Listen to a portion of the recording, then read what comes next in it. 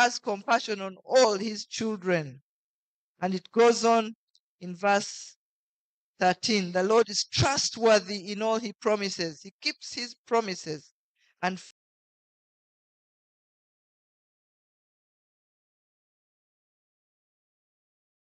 faithful in all he does. And then verse 14 says, the Lord upholds all who fall. Your children will fall. Your husband will fall. Your wife will fall. Maybe though that's the worst bit of our vows. But they are upheld. Are you upholding or are you throwing away?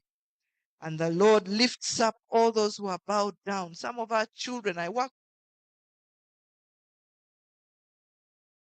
with young people in counseling, and they are going through difficult times. They are depressed. They want to commit suicide.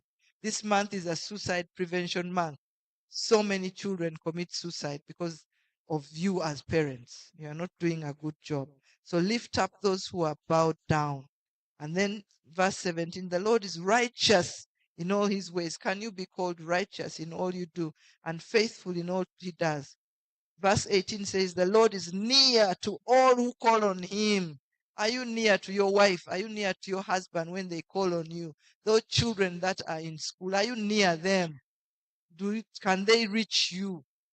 You know, if they say, please help me, I'm not well, please send me something. Sometimes we laugh because we are in this house alone and you've forgotten your phone on the table. You're sitting in the sitting room. And then you are all seated and you're like, my phone is over there. You know, as you grow older, you don't want to get up so much. So it's like, so what do you want me to do? I don't know what I want you to do, but my phone is over there. Okay, let me ask you a question or give you a little assignment. When you go back, ask your wife, ask your children to characterize you. What do they think of you? I mean, children have said things about us. Because nobody ever does a job without an appraisal. Isn't it? If you're doing a job, there comes a time when there's an appraisal, and then they tell you, you have performed well here, but here. So that is the assignment we want to give you. Do a little appraisal. It's not to destroy you. It's so that we may have families that truly are light in the world. What would they say? Imitators of God. Everything that God does, we should do. Everything that God says, we should obey. That's a Christian family. Then home is also a prepared place. John 14:2 says, I go to prepare a place for you. When you think of the place God has prepared for you, what comes to mind? Can I hear a few things? Prepared place in heaven. How does it look like? Anybody? Anybody? Paradise. When you think of paradise, what comes to mind? What is in paradise? Yes, please. Enough food to eat. You know that song? You know, I teach Sunday school. God, in God's house. How does it go? A big house with a lot of food. Does anybody remember how that song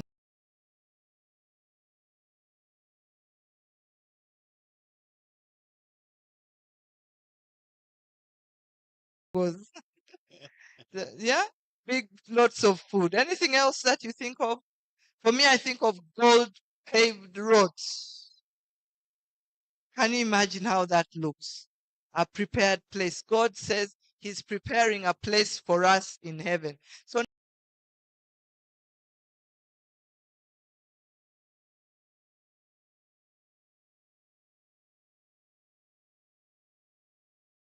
now let's look at your home, your house. But before we look at it, let me just say mine. And I think about this often, and I just say, the moment I see Jesus with his nail-scarred hands, I will know I am in heaven. You know why I say that? because I know that where Jesus is, all these other things you are talking about will be there. I just want to see Jesus with those hands that were scarred for me.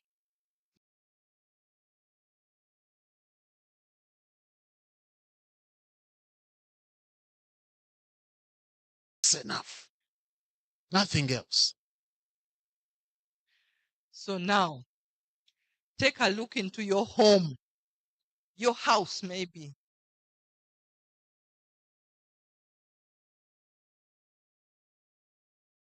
I don't know what you want to call it. Inyumba yo. And see, is it a prepared place? Because God says He's going to prepare for us a place.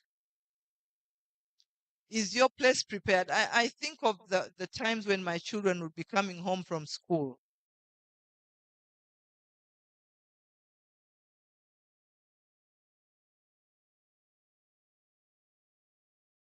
This is what I would do. I would clean out the room.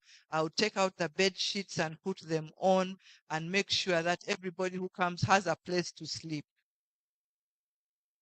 I do this for my grandchildren. The grandchildren come and visit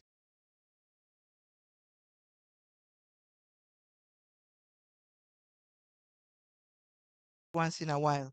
And when I know they are coming, I take out the bed sheets and make them. And at our 40th anniversary, the granddaughter who spoke said, "Thank you, Jaja Mami, for preparing for us like we are kings and queens."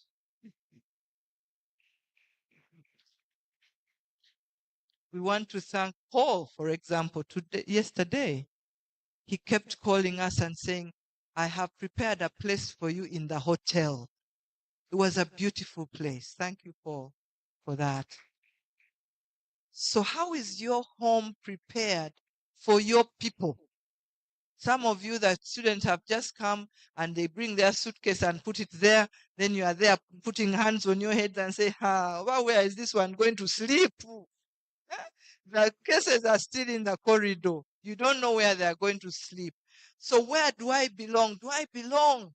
When I come home to my family, I'm a wife. Do I feel like I belong? I'm a husband. Do I belong? Or do you spend hours away because you don't belong? I want you to think of a statement usually made in English, feel at home. Have you ever thought what that actually means? Home is a place where you belong. To say feel at home is to say you're welcome. You can do whatever you want. You can be whatever you are, whoever you are. You're at home. I belong. So it's also a place of structure. When we are talking about parenting, we talk a lot about structure and consistency. What time do you wake up? What time do you go to sleep? What time do you eat? Some of you don't have a time for eating. So when it's 10 o'clock, you think about what shall I cook? At 10 p.m., you are thinking of what to cook. Sometimes you even send the house girl, go to the shop and buy some oil at 10 p.m. And then send them back for salt. So there should be structure. So I think you know that whenever a child is in school, boarding school, everything is structured. There is a bell at 7 o'clock for what? For breakfast. Then a bell for going to the classroom.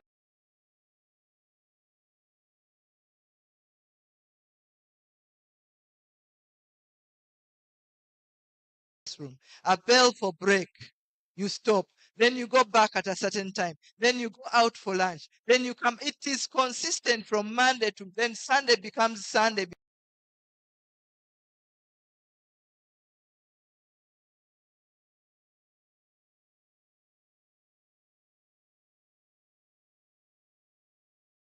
Because that's how Sunday is. What is it like in your home? If it is confused, then you confuse everybody in your home. A Christian home should not be confused. And a Christian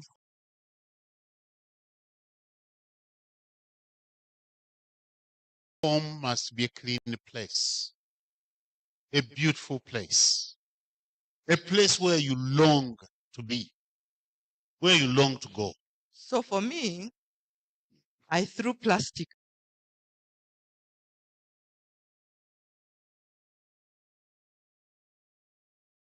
out of my house, not because I have money. I don't want people to eat on plastic. So I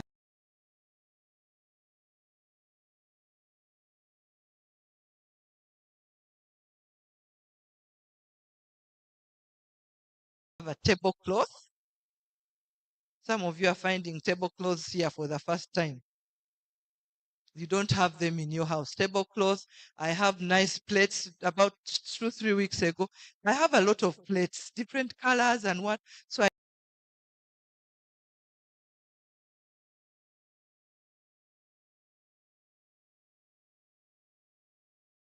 decided now it is time to change. We are eating from another set of plates. I have glasses, and I'm talking not because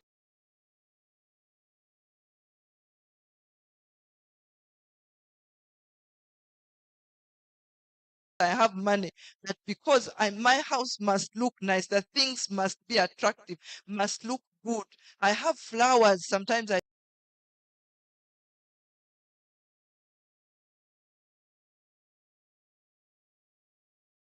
take flowers from outside, put them in the bathroom.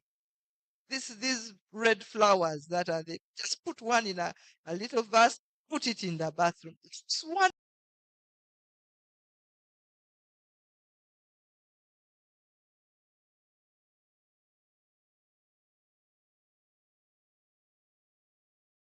Wonderful. Huh? We went to their house yesterday. It is beautiful. A beautiful place. The curtains, they are nice. But some of you, the curtains,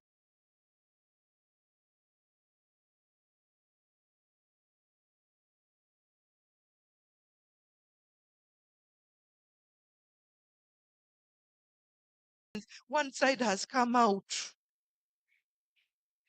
Then you tuck it in somewhere. Oh, it is very dirty.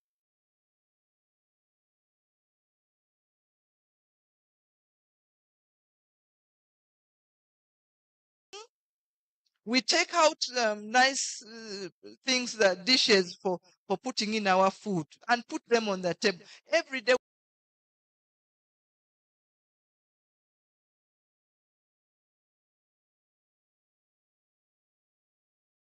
we are two of us. My house girl knows exactly what to do. We have breakfast. At breakfast is there at 7, lunch is at 1, and supper is at 7:30. That is it. Whether we are 2 or 4 or 5, or whether they are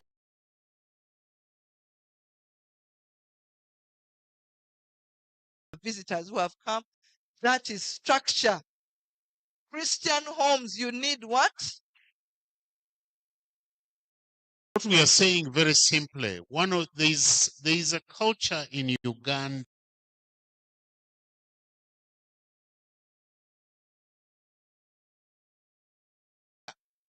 of keeping the good things for when you go to hospital.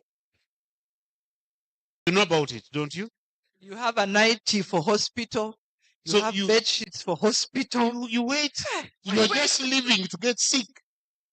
You want to enjoy life when you are sick.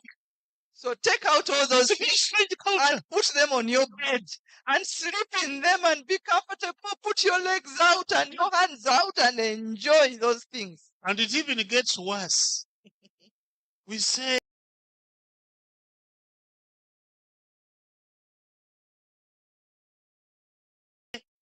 these plates are for visitors when they come. Visitors? Is your home for visitors? I thought your home is yours. When the visitors come, they will eat from the same. Eat from them. You also need to allow for people to have privacy. So whether you are a parent or a wife, please give people privacy. The thing of getting into your husband's phone when he doesn't know is not good at all. Why does he have so many passwords? What is he keeping from me? So one day you jump on it when it has not locked itself, and you're like, you are And going that to is fall breaking into up trouble. marriages, by the way. So if you want to phone, just ask for it. Give him that. Yeah. Because what you people are no longer walking in the light. I mean, I know the password to her phone. She knows the password to my phone. I have nothing to hide. We are in the light as a couple. What is it that I want to hide from her? I But remember even when if I know his password, I don't go into his phone. spying. I don't.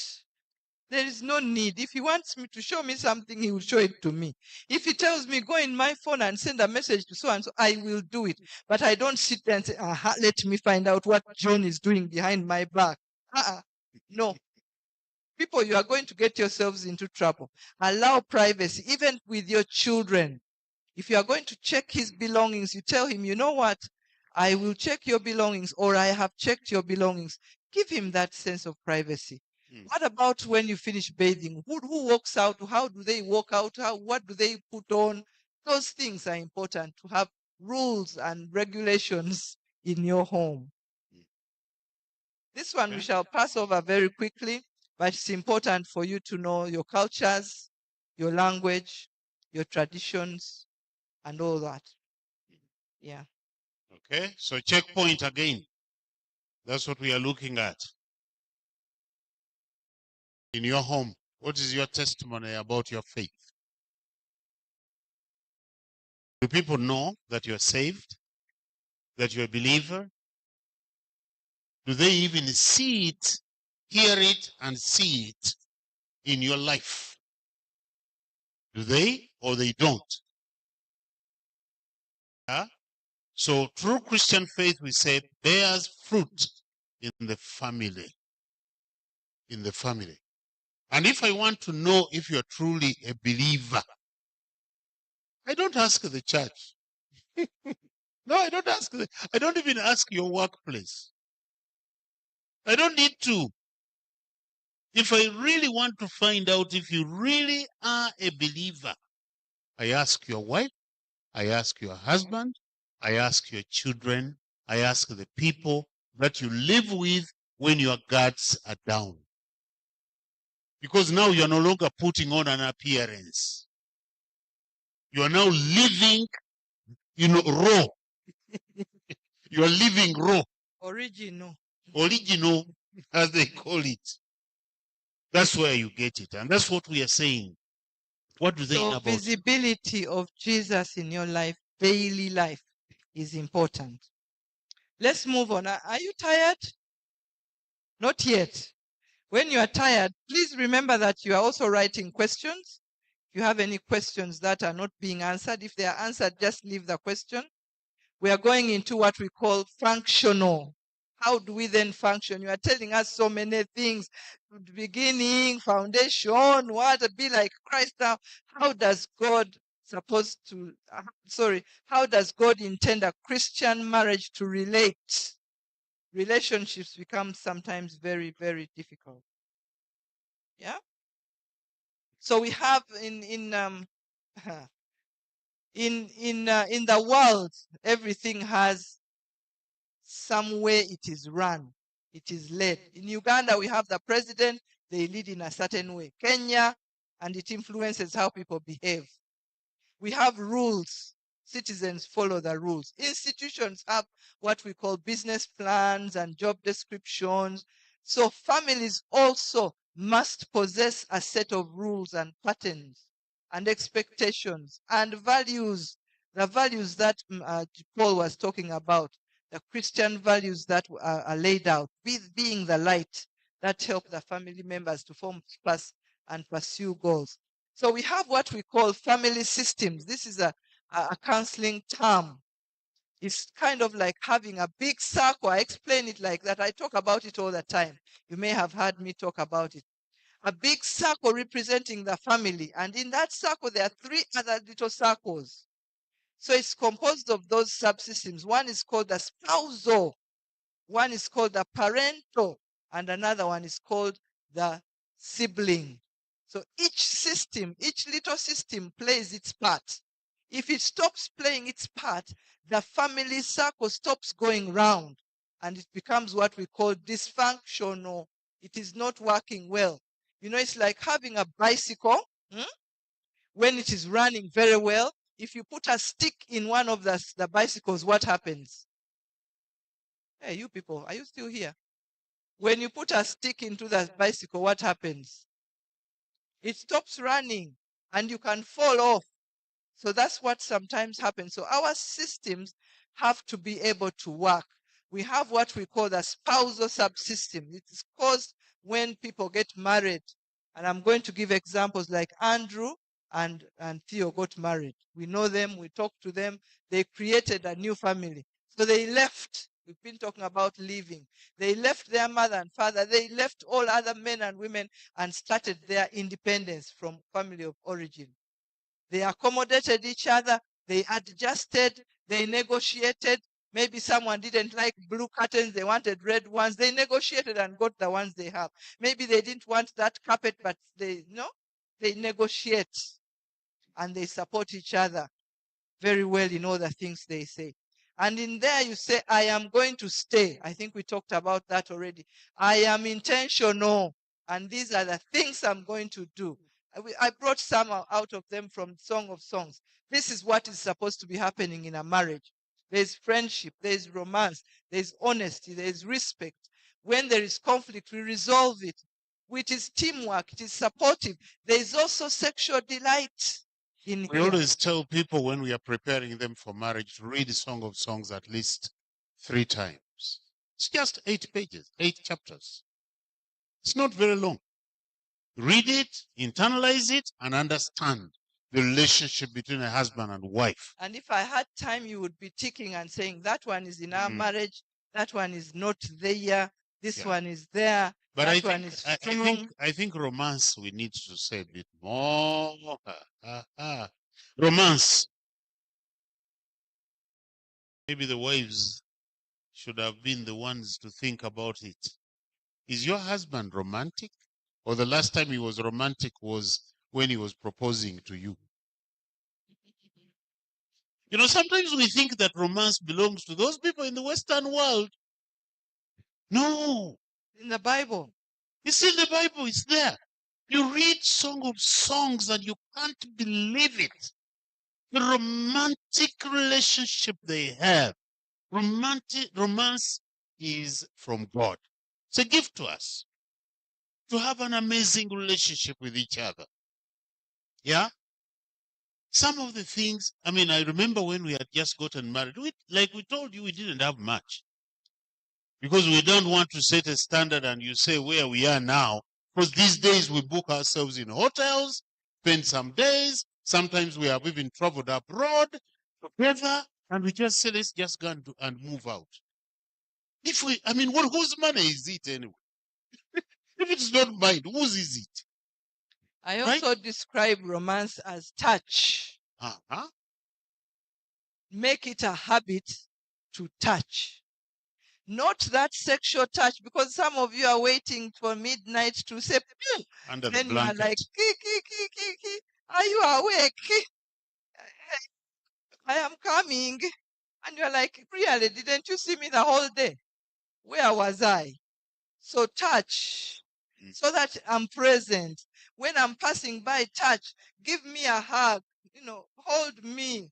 Just, nothing serious, nothing bed-like, but it's just my friend. I like you. I put my head here. I'm comfortable. This is nice. Let me just say something that we have been doing for many, many years. Both of us have been working, and even today, we travel. Sometimes one is out and so forth. The one thing that we decided never to do when one of us is leaving, there must be a hug. Huh? There must be a hug. Our farewell is not, okay, Obatulabira, wherever. No, this is your wife. Why do you have to send her off like you're sending off some stranger who came to visit? This one I have, and usually if I'm ready, I just take even her bag and I put it in the car and then close the door for her when she goes. Please, Please. And that's why I'm emphasizing being romantic. We've been through all those things long ago, but that I think is just a vehicle. So please let us be romantic. Let us reach out to your wife, reach out to your husband, and show you care. Okay, that is the spousal subsystem. I hope when you tick, you have ticked everything here. If you've only ticked 2, you are badly off. If you are below 5, you are really, really badly off. Are you looking at them? Are you ticking? Some of you are looking, I don't know where, but are you looking at them? Okay. So now let's move on to the next little subsystem called the parental. So Andrew and Theo now get a child. So the child transforms that system. A child called Elsie.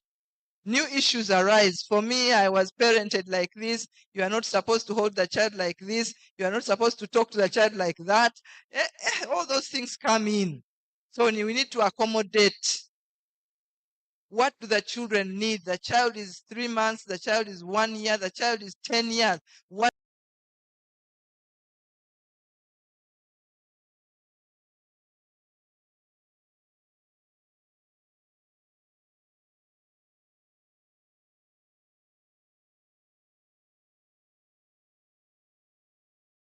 Why am I here? It's like I'm breathing, but not really alive. My smile hides the emptiness inside. I sit in a crowded...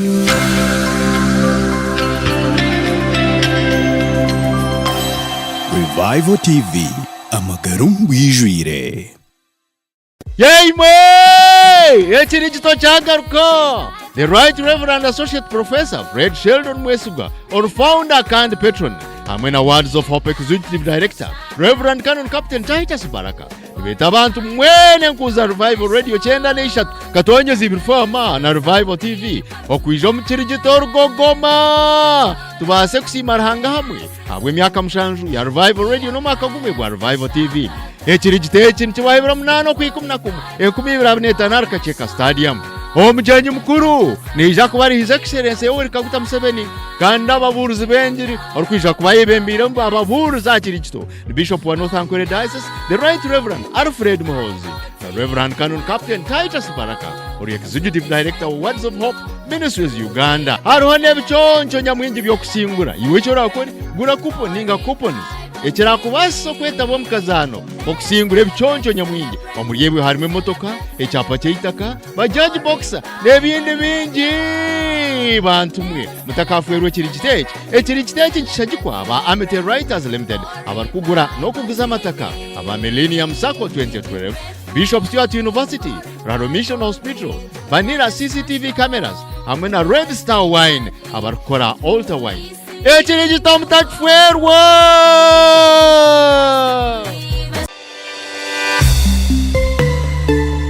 Otafiirwa Revival TV.